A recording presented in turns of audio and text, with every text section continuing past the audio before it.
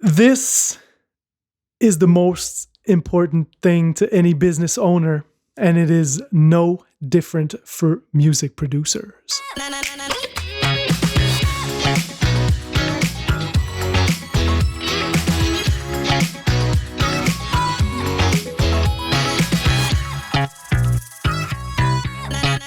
Ladies and gentlemen, welcome back to your Bedroom Super Producer Podcast. We are your hosts. My name is JT.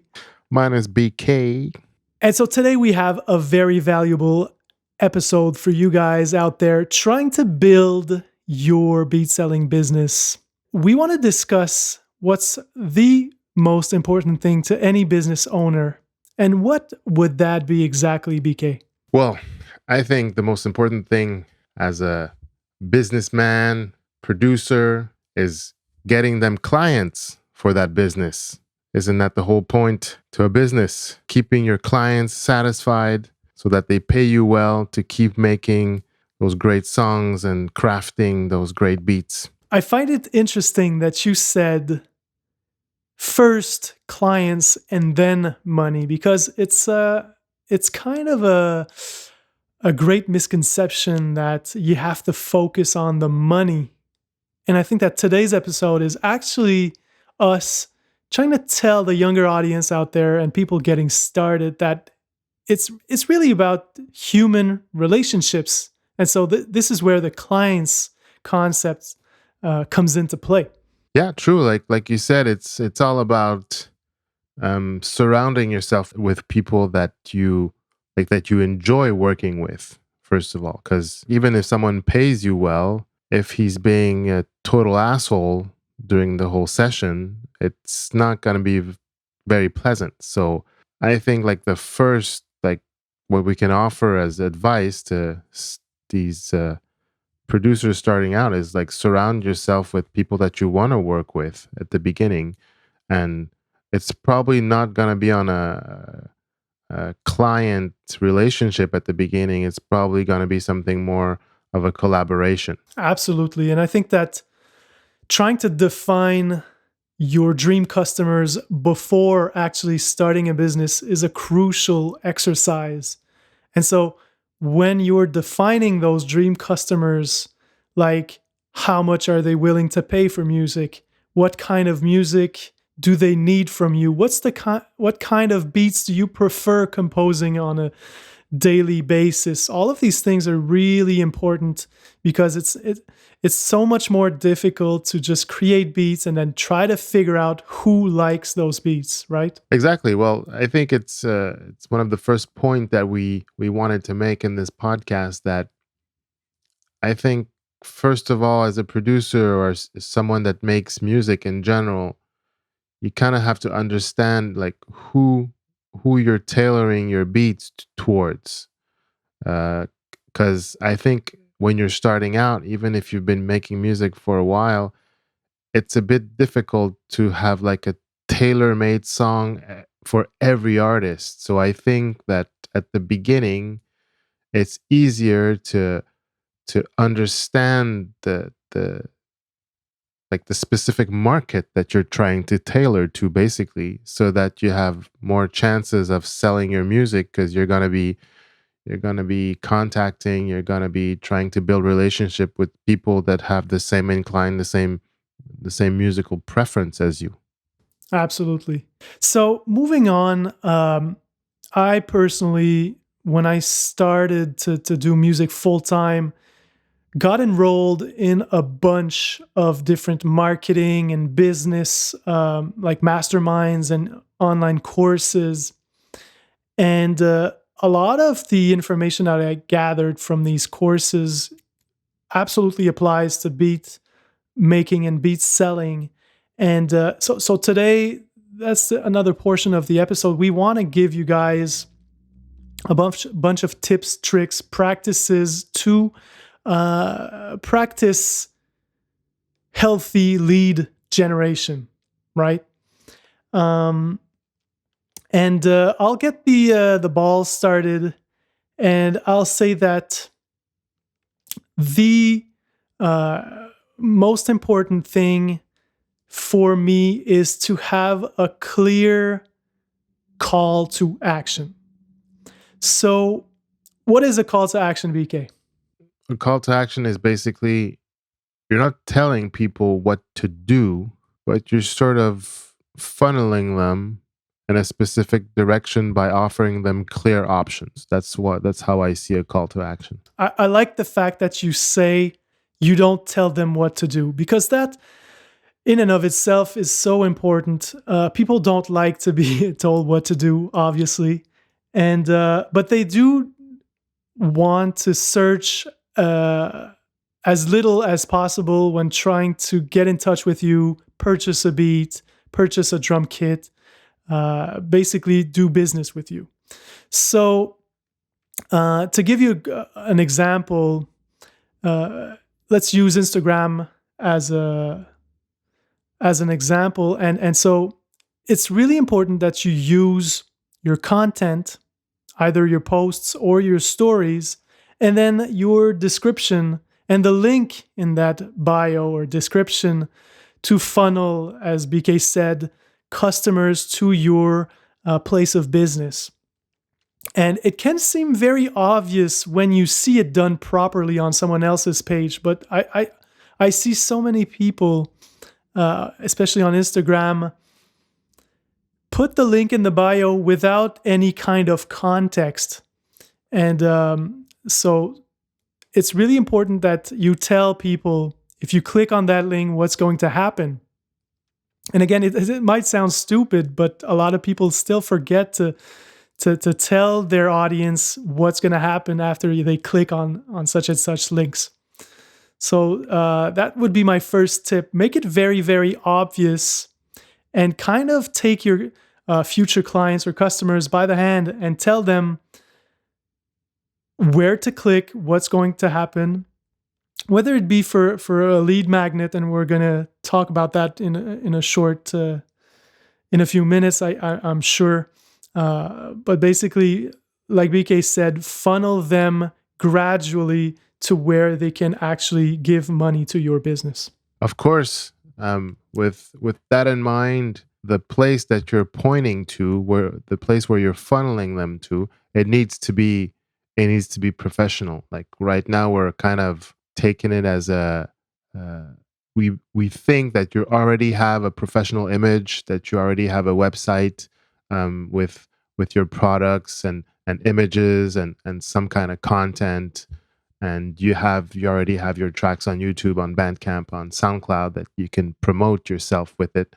So like before even getting to what JT was talking about earlier, you need to have at least that professional image, that website that holds your goodies.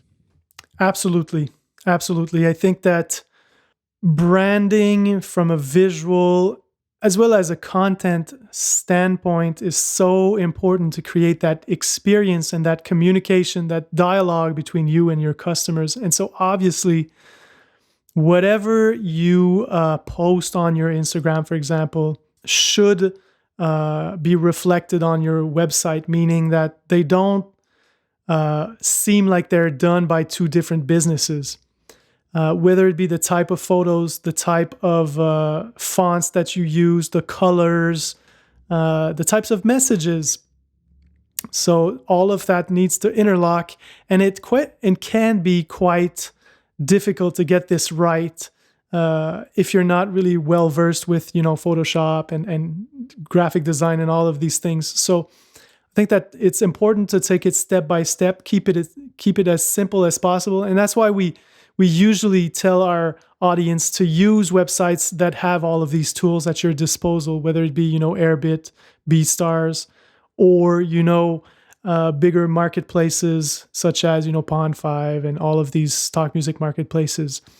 But yeah, great point, BK, that where you send your customers needs to be looking sharp, professional, because at the end of the day, would you buy a car from someone who has holes in their suits, or who has a three-piece, really sharp-looking suit on? You know what I mean? It's basically the same. If your hair is unkept and looks dirty, chances are the customers are not going to trust you as much or not as readily as if you have your image together. Indeed. All right, so we have spoken about giving an easy route, creating a welcoming home, if you will. What's next? Are we ready to sell just yet, BK, at this point? For me, it's again, do you already have the right content? Do you already have something to sell? That's always what I ask, because these days I find that people are usually more thinking about selling stuff and making money, like you said, before even having anything to sell. So for me, one of the first step would also to be have the right content for the specific market that you want to tailor to, be it for hip hop artists or TV ads, documentary, like whatever you want to showcase your work for. Yeah, I really like this point because, again, this is something we've seen a lot on the different community Instagram pages that we've built. I think people sometimes feel like their beats is the content, but they really are not, in my opinion. And so, what are some of the forms of content you've seen producers post on Instagram, especially and YouTube, that you feel are great lead magnets in their own right? Oh well, there's many great things, because promoting your music doesn't just need to be about just your beats or just showcasing your tracks. I think we've talked about this in the past, like building a social media presence. You can't build it just around just one thing. And I think one of the great things that you could do to promote your image, your products, or even your brand as a producer, would be to make videos and to make um, a good idea would be to make a remix, let's say a remix video for a popular song, or even I think one of the good things that I love to watch these days is the making of some people, just to see the day to day the day to day grind that some producers go through, or the moment where he had that brilliant little catchy loop that at by the end of the tutorial or the little video, you see that it becomes a full fledged tracks, and it serves to attract attention to yourself, to your brand, to your beats, and also to motivate people who are just like you, just like starting out, or one like wanting to make these types of beats. And it shows them that the you don't start with this great idea and it's not a full-fledged idea. It starts with little bits and pieces, and at the end you can have something that sounds very professional. So yeah, for me, like YouTube videos, remix tutorials, and the day to day grind, I think is a great promotional tool. Absolutely great points. I will add on top of that my own commentary. First, I've seen so many producers follow me on either one of our pages, and they just have visualizers, and that always kills me because when you see 10, 15, 20 of these pages that only have visualizers, by the way, a visualizer is basically just an image or a video with kind of a waveform moving to the beat, and that's basically your content. Well, if the beats are absolutely insane and the cover arts are original and unique, you might get sales doing that. But the fact is, everybody's doing it, and that's not where your uniqueness translates best. And so, as BK said, showing your process, filming yourself doing making ofs for your beats is already like tenfold better in terms of creating new clients or customers and ultimately leading them to your beat shop. Other things that I really like are you talked about remixes and covers. I've seen this young kid who seems to be huge both on TikTok and Instagram, just doing remakes of very famous songs, but in the styles of other artists. So if you're really passionate about certain artists and you can quote unquote copy their styles, that could be a great way to attract customers. With that being said, and this is where people sometimes confuse their audience, and I'm going to talk about, especially tutorials. You have to be aware that tutorials attract other producers way more than new artists. Artists and producers are not looking for the same kind of content. Therefore, you have to be aware that if your end goal is to sell beats, tutorials is not the way to go. It might be useful down the line, but that's not the kind of content I would go for at the beginning when I'm trying to establish myself as a producer selling beats. So, with this in mind, I would say think about what artists need. What do they need? Do they need to be discovered? Do they need more Spotify streams, for example? Do they need techniques on how to be better at recording themselves? Do they need kind of routines in the studio to come prepared when they work with a producer? Tips on songwriting, things like that, that they need in order to improve their careers.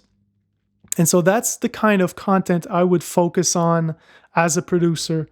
And it should be easy because as producers, we're kind of like, I'm sorry if that comes across as sexist, but we're big brothers. We're teaching artists to be better artists in the studio. That's our job. That's literally our job. So if you call yourself a producer, you should be able to figure out ways to help artists. So that's my tip in terms of content. Yeah, you're totally right.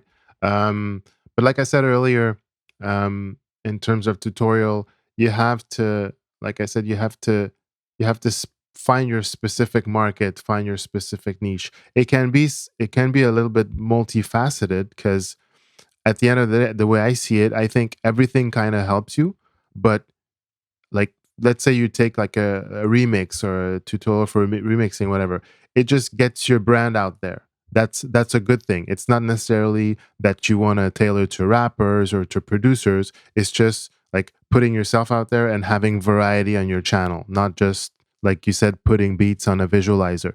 um, Also, let's say you create content, like tutorials that you say it's not necessarily tailored for artists or for rappers, but more towards producers. Well, that can open up like other doors. It can open up collaboration with other producers, or maybe if a producer has too much work, or he's working with an artist, and the artist that was working with him sees the stuff that he's been watching, or etc. So not always tailoring always just to artists or just to rappers. It's also a good way to branch out and to create links with like the whole business.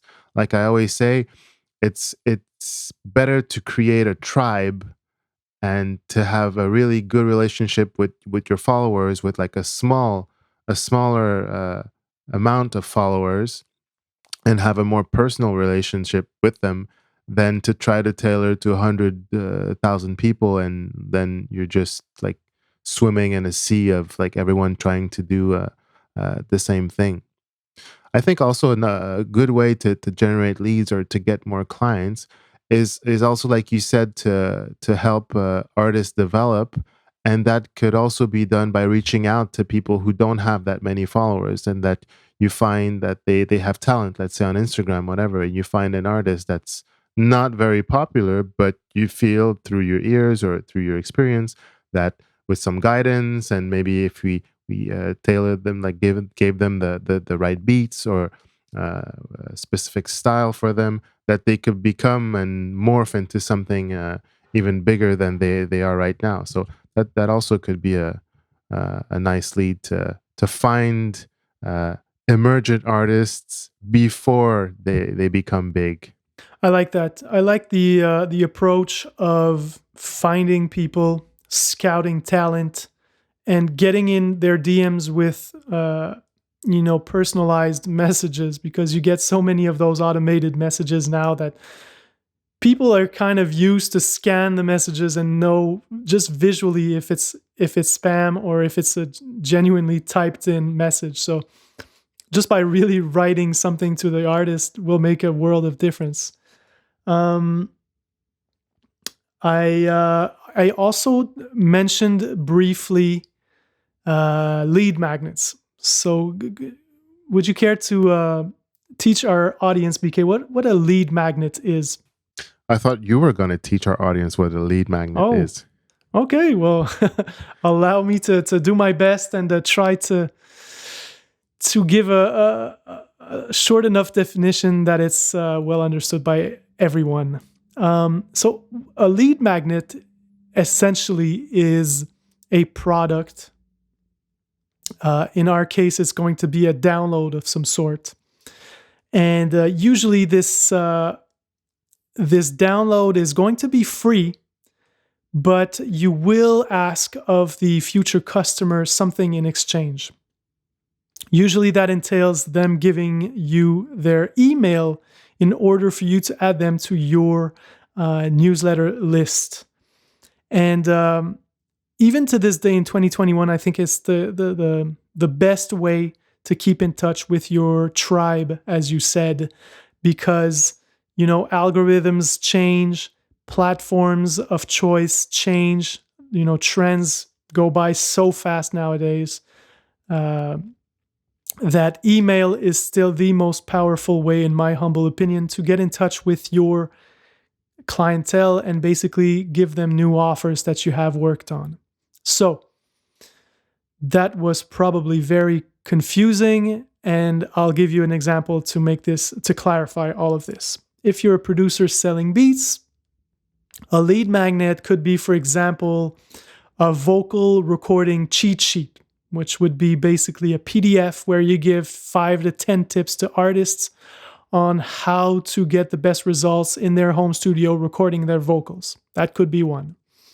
Another could be, and this one I see a lot more and I think is a little less crafty, it would be like a bundle of free beats. Obviously, the problem with free beats is that usually it's your quote unquote throwaways, and they're not the beats that are more current sounding or of the best sonic quality. And so therefore, sometimes it can backfire. I'm just keeping it out there as kind of a precautionary tale, because sometimes, you can hurt your brand by giving out bad beats or beats of lesser quality. So I would be careful with this one. But basically, you give away tips, tricks, maybe a free video, free beats, and then people get in touch with you. And the idea is not so much to get the email, but to get into a conversation with these people who give you their email. So what would you have to add to that, BK? Because we've learned so much over the years with our own business, and it's trickier than just what I've said, right? Like there's many ways to see it. Basically what you're doing with lead magnets, you're trying to create an interest, and you're trying to get someone to participate in in your tribe, in your community, in your brand, basically, that you want to get people excited about your brand, about your music, or depending what you're trying to sell. Sorry, I didn't want to cut you. I just wanted to add, you're trying to help also, aren't you? Exactly. So basically, you want to give good music, but you also want to give tips, and you want to,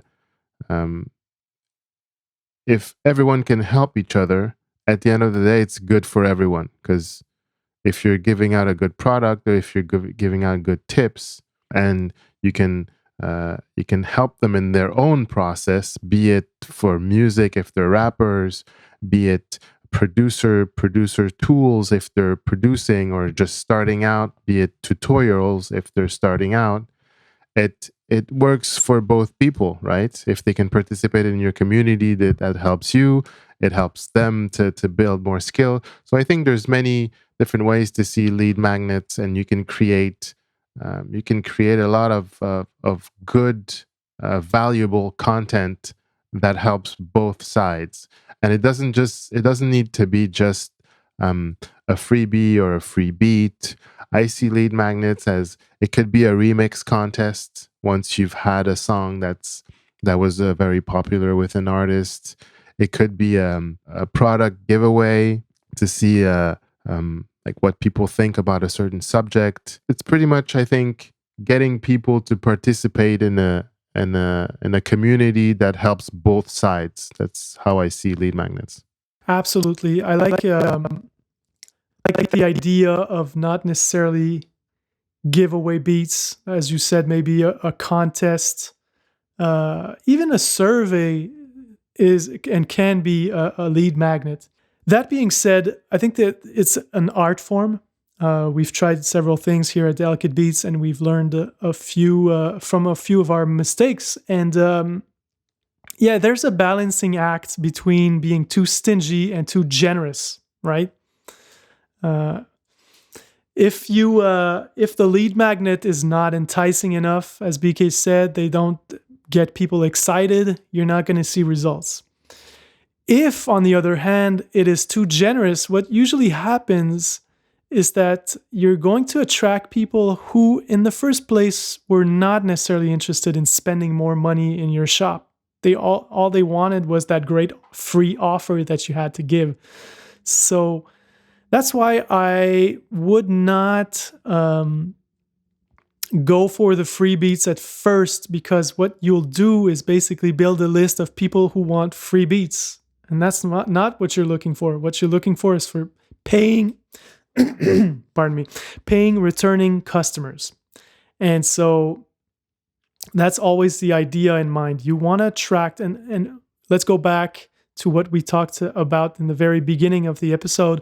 We talked about the dream customer. Your dream customer is a paying, returning customer. Therefore, who are these people? Are they professional? Are they on time?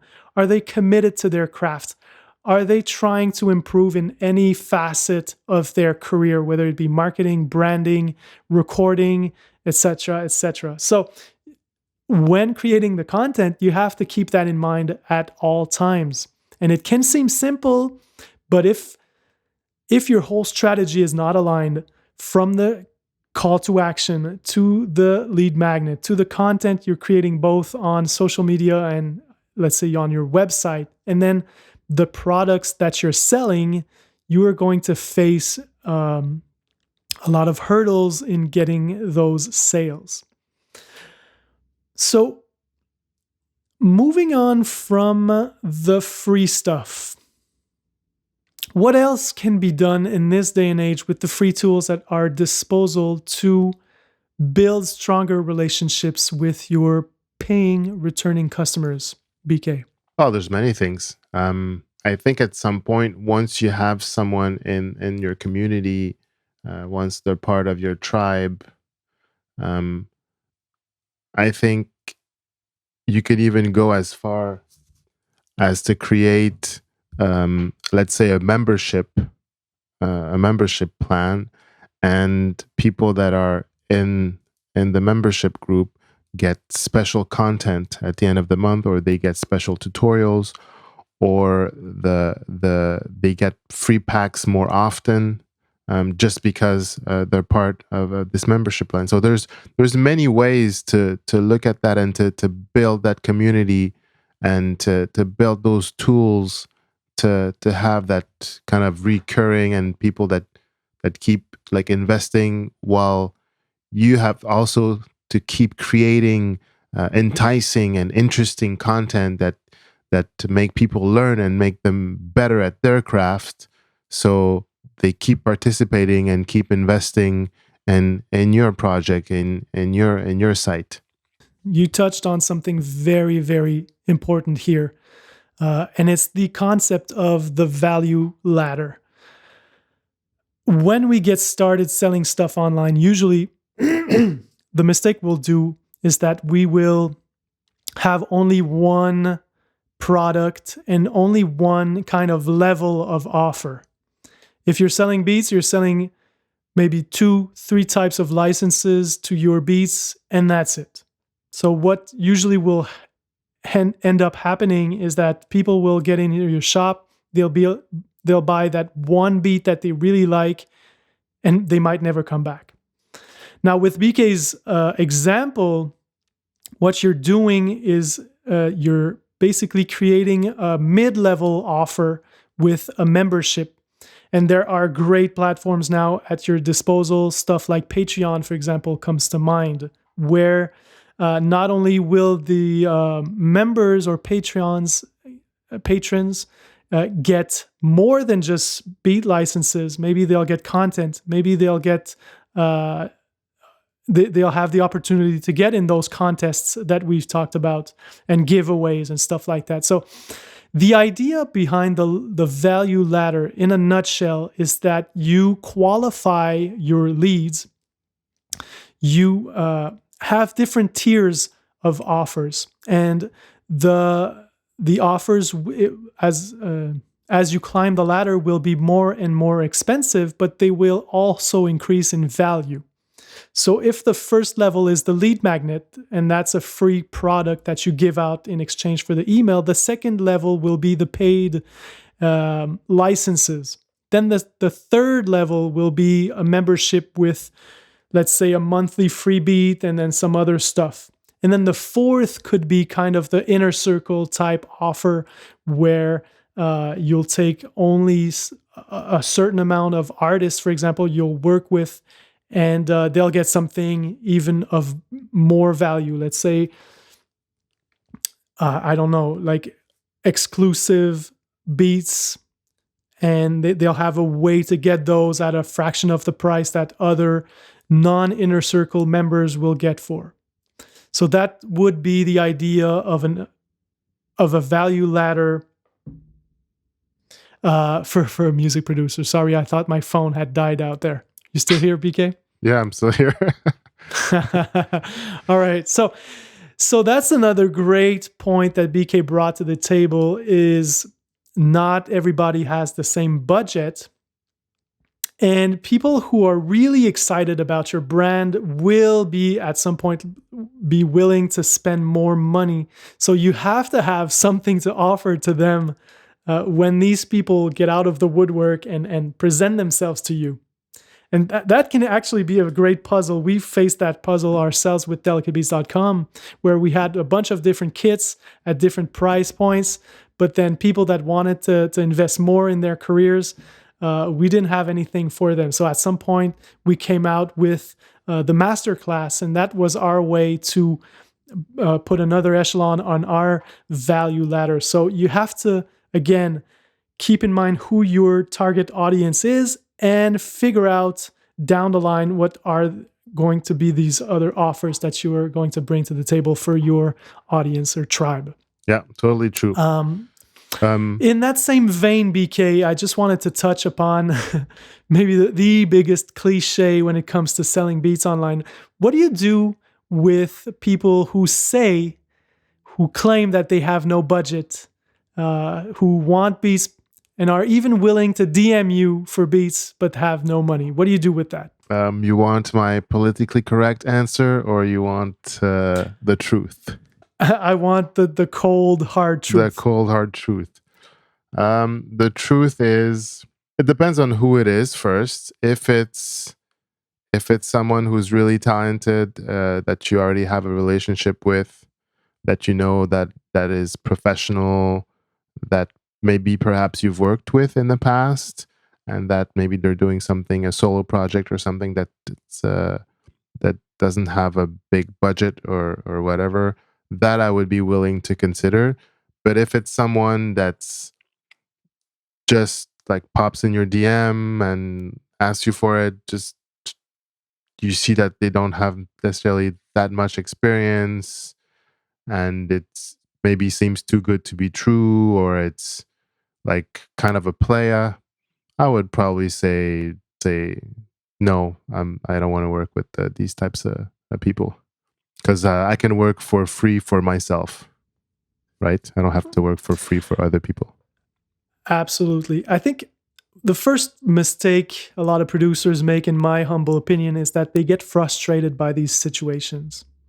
And, 50 said it best in his song Window Shopper.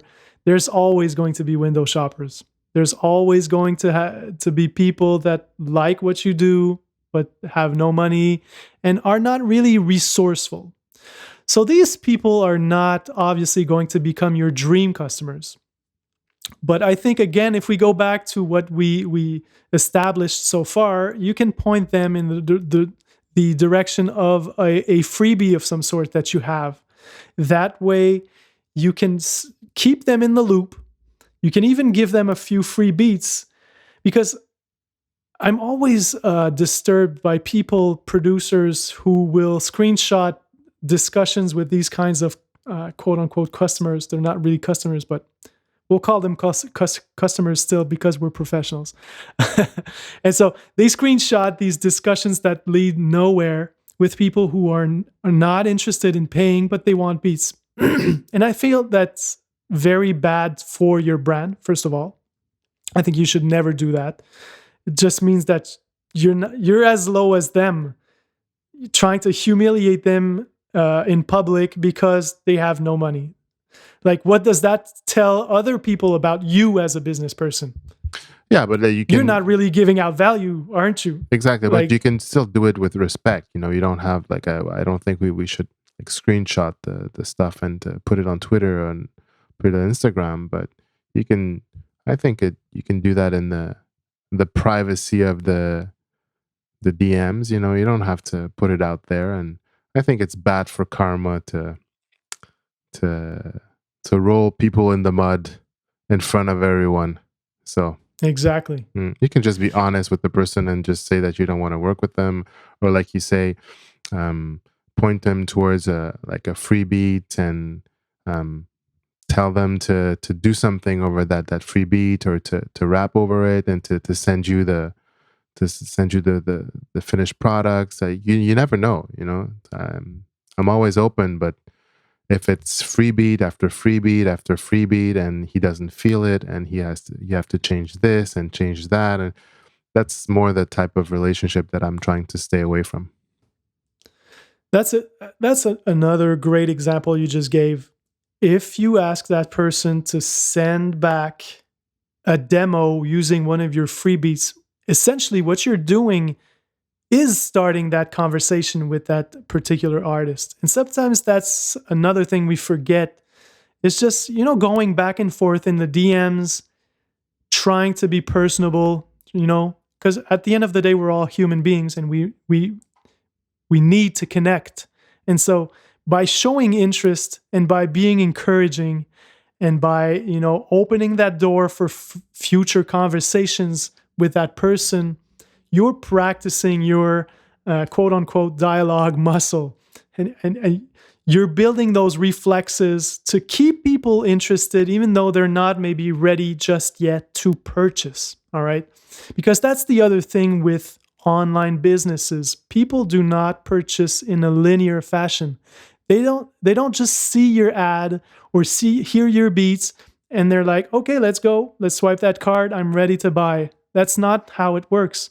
Usually they'll kind of monitor you in a sense.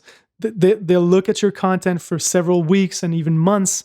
And at one point, you will post one piece of content, whether it be a making of a beat in video format on your Instagram, for example, or in a story, or they'll hear or one of your visualizers / beat that you post, and then they'll feel like you're worthy of their money. You know what I mean? So you have to keep people, all of your potential customers, in the loop and build that dialogue. And a trend that I've seen in the past few years is to go even further with the whole DM thing. There are apps now that allow you to DM people directly if they show interest in an offer that you promote. So that's another great way to uh, get in people's DMs is you can have again a lead magnet, could be on Facebook or on Instagram, and if people say I'm interested in that offer, you get directly into talking with these people. Obviously, it takes a lot of time, but that's how you create those dream customers. So, with that in mind, let's go back to the idea of call to actions once more. And the example that I would give you is if you post a story and you ask a question and you say, like, for the first 5 people that DM me with the right answer, you will get a free beat, for example. So see what you've done there. Not only did you create engagement with a very, very simple piece of content, but you've created or opened dialogue lines with a bunch of different people. And then you're able to act as a human being, answering what they say. If they don't have the right answer, you say, better luck next time, stay in touch, blah, blah, blah. And if they do, then you can qualify these leads into ultimately paying customers. So you need, I guess what I'm trying to say is you need to not be afraid to get deep in those DMs. I think people don't realize that it's a lot about creating relationships, developing that conversation, as you were saying at the beginning. Um, Also, it's a lot about patience, because for every lead that you're gonna try, every DM that you're gonna send, like, you're not gonna be rewarded right away. Maybe it's gonna take 1,000 messages just to get one sale, or maybe 2,000. We don't know. And I think people shouldn't be afraid, first of all, to try stuff, to refine their technique, be it for lead generation, be it for contacting people, be it for the types of projects that they want to do, or the types of offer that you want to do, with the freebies, or if you're selling products. Um, and also, I think that most important thing that people usually don't realize is that um, all that we're talking about right here, we haven't we haven't written a single note of music yet.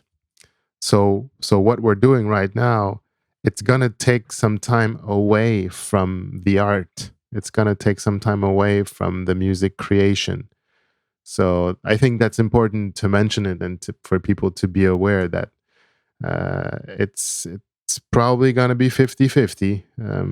Say 50% creating, 50% marketing, and finding those leads, and finding ways to connect with people, and finding collaborators, and different rappers, or different projects, or producers that work on the documentary that you want to do Foley on. I don't know.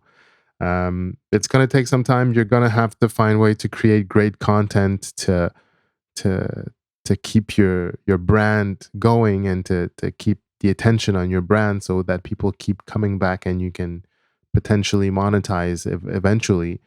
But I think before thinking of monetizing, I think it's really important to really think about, well, first of all, the content, and, like, bring people in your studio, create those how-to videos, create those how this track was made videos. Or I think once you create that personal connection, it's always, like you said, we're human beings, and we crave connection, we crave discussions. And when you see someone explaining to you what this knob does in the studio, it's, I don't know, it feels more personal. And I think if you can get to that level where it feels personal, then it's gonna become more than just a client.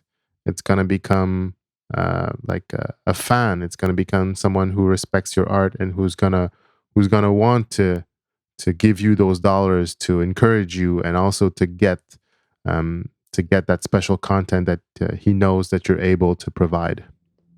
Hmm. Absolutely. I will close out my end of the discussion with this because we've talked a lot about content marketing and tactics, but one of the things with online sales that's crucial is the understanding of the art of persuasion. And I'm not going to go in too much detail about that, but just keep in mind that, as BK said, there is good karma and bad karma with online sales. What do I mean by that? You cannot trick people into becoming a fan of yours. There's no shortcut or a secret tactic that will turn people into customers. And I think that we can see that with, if like me, you're tagged as an entrepreneur on different platforms, whether it be YouTube, Facebook, or Instagram, you'll get spammed by so many people out there claiming that they have the secret to generating 100 clients a day or a month and for free and all of that stuff. And that is bullshit. That's bogus. It does not exist. There's no one tactic that will attract your dream customers in bunches and masses every month, other than what BK just said, which is varied, elegant content that brings value to your core audience, your dream customers, patience. And so going back to, I'm getting lost in thought here, but getting back to the idea of persuasion. Again, there is an art form to convincing people of your authority, of your credibility, and of basically the quality of your product and offering. So you need to be genuine with this approach. Genuineness will sell much more than some shady offer that you have. And that's going to trap a bunch of customers into paying. Something that we've seen in the past 10 years with, membership sites and stuff like that. But again, I'm getting ahead of myself. What I'm trying to say here is that, sorry, today I have a problem with my throat there. I guess it's the warm weather that's coming too fast. I'm not wearing my scarf. But yeah, so basically, how do you persuade people? Well, you persuade them with something that triggers an emotion. And how do you do that? Well, there's a bunch of different techniques when creating content that will do that. A very simple one, and I'll end it there because I know I've been rambling. Ask questions. Just by asking questions, you trigger an emotion to the listener or to the person who's watching your video. And when these people answer, then you start talking. Then you start that dialogue that we've talked about all episode long. And that's how you get in touch with people, and that's how you qualify them into either, dream customers or people that you need to work on more, people that might need a few freebies before trusting you and becoming their favorite producer. So that's what I had for you guys today. BK, if you want to close out the discussion with your own little tricks and tips to end this fabulous episode. Well, yeah, I think we've already given them a lot of tips. Well, like you said, I think one of the most important things, like you said, to create that emotional response, asking questions is a really, really great way. I totally agree with that. Know your tools. Once again, it works in the music making process. It also works in the marketing process. Know your tools. Know how to use YouTube. Know how to use Instagram, and how to DM people, and to how to use Facebook, and to be on the right groups, and to participate in the forums, to be part of the community, and to build links together. There's so many great tools out there just to be able to create a community, and to participate in everything, for people to recognize you, and to be someone that gives great advice. Once again, focus on great content, be it the great music that you're producing, and also the great videos that you're going to do to promote that music, or to make people want to be part of your tribe. And yeah, the sky's the limit. And on that note, keep making that great music, and don't forget to market a little bit of yourself if you want to have a more clients as we've been talking today. So on that note, have a great week. Go get them sales. Peace out. Peace out. Thanks for listening to the podcast, guys. Remember to subscribe if you like what you hear. We're on Spotify, Apple Music, YouTube. Also, if you want to support us, head on to delicatebees.com. You can find our serum packs, our contact instruments, and also plenty of freebies if you subscribe to the newsletter. Don't forget to follow us